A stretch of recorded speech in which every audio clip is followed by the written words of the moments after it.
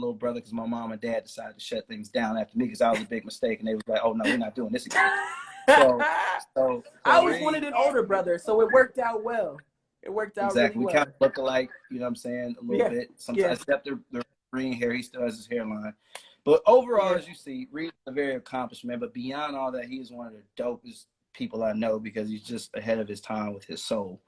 And I wanted to have you pop in here because my mom has been talking about her orchestration of her life and how she's kind of started, the middle of it, and you know, we'll get to the end of it. That's amazing. But I think it'd be cool for you to tell us a little bit about, you know, I want you to talk about a little bit about how you tell them how you became Michael Jackson Motown. Tell them the orchestration because it's a word story, and then I'll tie that back into some of my mom.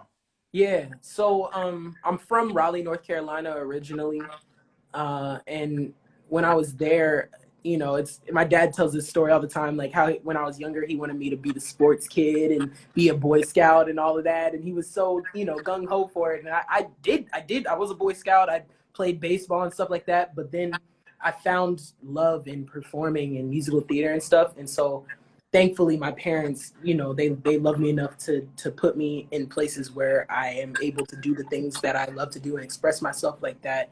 And so I found myself involved in musical theater, and ever since then I've just been singing and dancing on stages. And I auditioned. I ended up auditioning for Motown the Musical, and I booked it, and I went on tour for the first time. I left home. And then once you messed the key part out, man. Tell what you did though. I didn't know we had that much time. Just real quick.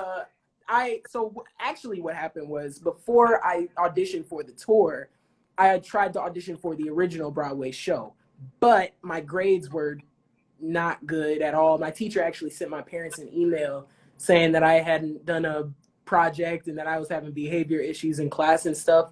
And so my parents were like, "You're not going to the audition. You need to get your school together," which is something that, you know, my parents are really strong about, schooling and knowledge and growing in knowledge. And so then they said I couldn't go. I was wrecked. I cried for like 2-3 days. And then a year came around. I got my life together. I was on AB honor roll, 7th grade, killing it.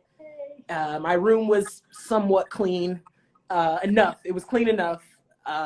And so then I went to New York one weekend, auditioned, sang a couple Michael Jackson songs, and then I did a couple more auditions and I booked it, and then we went on tour, and I learned so much, not just like about performing from myself, but also just the music industry in general. You know, like being on a show like Motown, you hear the story and you see it, and then not only that, but we got to like visit with Berry Gordy and Smokey Robinson and a lot of the Motown legends. They were able to share with us their experiences and the things that they've noticed about the music industry that have changed since when they were in their primes. So that was like a really amazing foundation for me as a young artist, sort of growing into it all. And then I came to LA, and I met A-Dub, and he was like, "You should record. You should record some music." So I was like, all right, I can record. I can do it. Hey,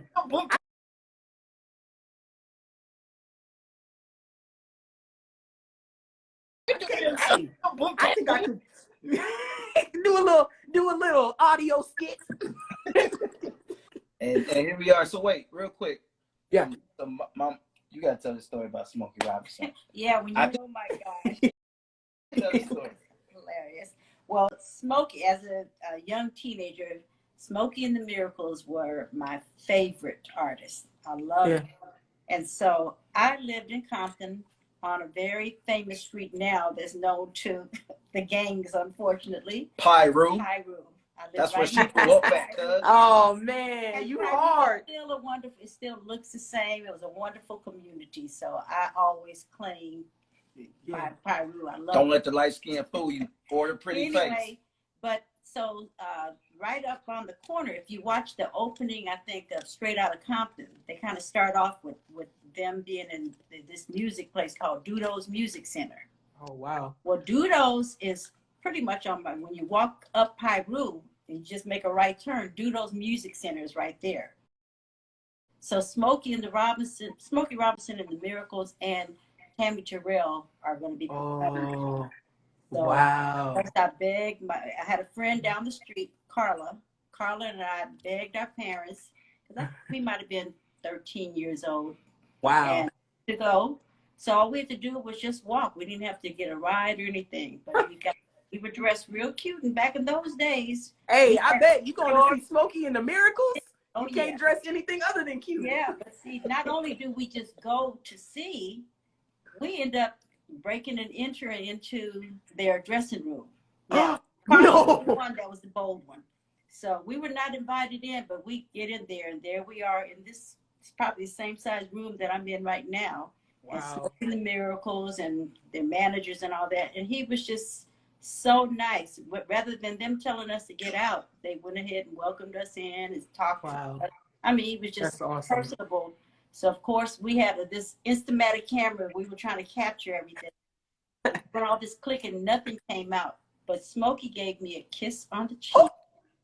And my father said, "Oh, you ain't never going to wash your face, huh?" And as long as I could before. Bumps and pimples, hair growing out. So anyway, that was this is Smokey Robinson. Right. This is that Smokey. was the first time. So we saw him several more times. So by that time, he knew us by name. That's wow. We used to go into just something. And the way that our trick was, and like I said, we were very young, but we would put a camera around our neck and have a pencil pad and say, we're the reporters for our junior high or our high school, and we're doing the interview.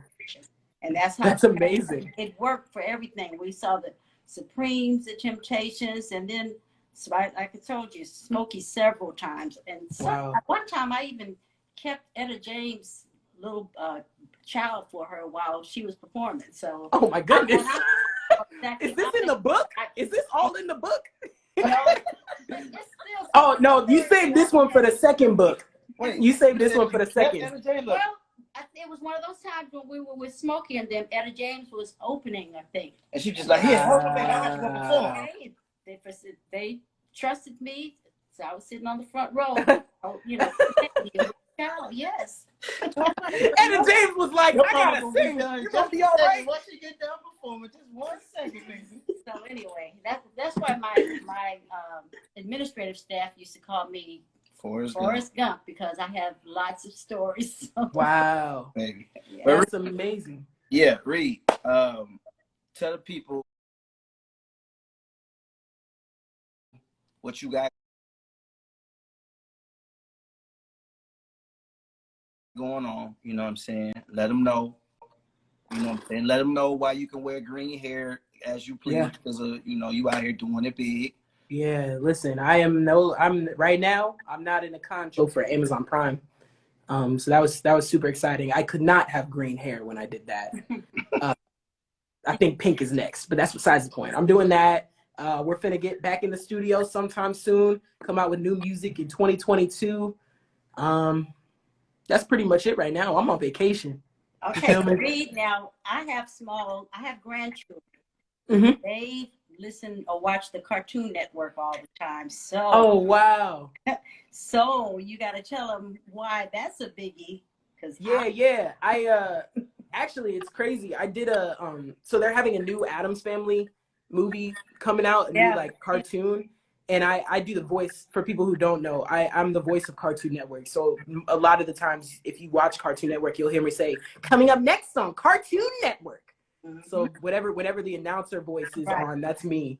And it's cool because sometimes they have me do on-camera stuff. It's originally a voiceover job, but sometimes they have me do on-camera stuff because I look young and it just works out. So I did a on-camera spot for the Addams Family recently, which is super cool. I'm excited about it because I have green hair.